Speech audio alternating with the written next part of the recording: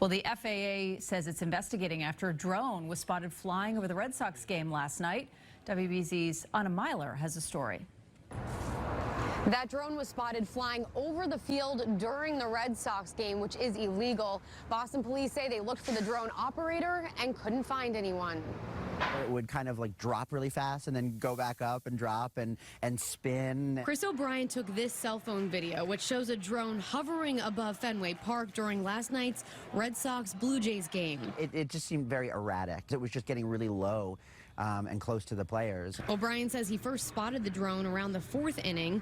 It disappeared for a while and then returned later in the game. The umpire and the first base coach were pointing at it and talking.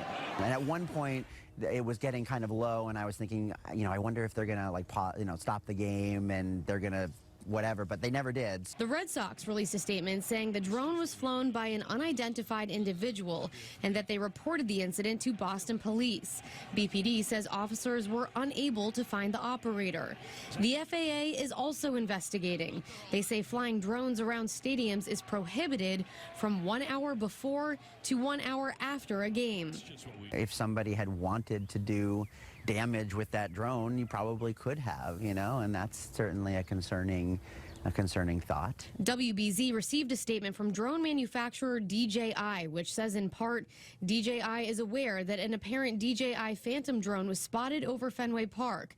Whoever flew this drone over the stadium apparently overrode our geofencing system and deliberately violated the FAA temporary flight restriction in place over the game.